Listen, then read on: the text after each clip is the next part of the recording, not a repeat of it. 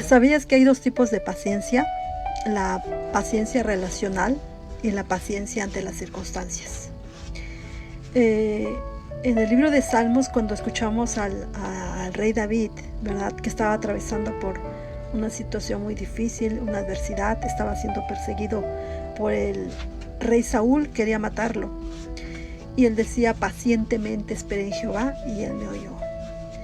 Es la paciencia ante las circunstancias, porque estaba esperando una respuesta, estaba orando por protección divina, por salir de ese hoyo en el que sentía que se encontraba.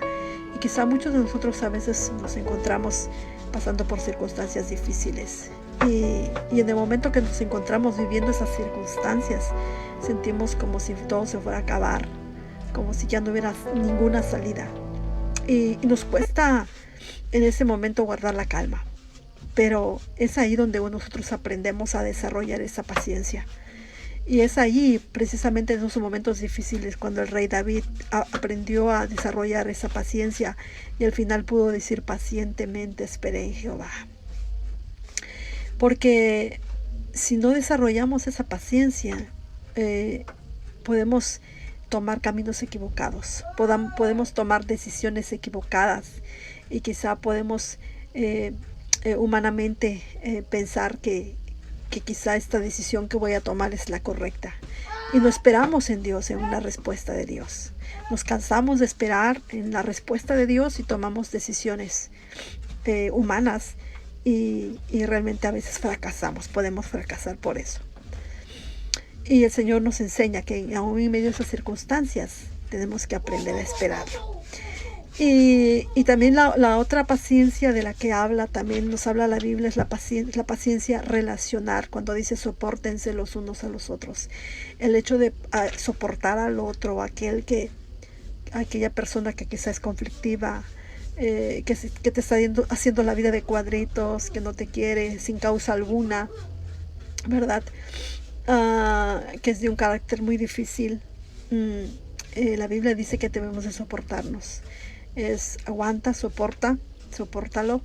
Y a veces nos cuesta mucho, ¿no? A veces quizá llega un momento en que uno pierde la paciencia y dice: bueno, yo creo que yo voy a tomar cartas en el asunto en relación a esta persona, porque realmente ya no la aguanto.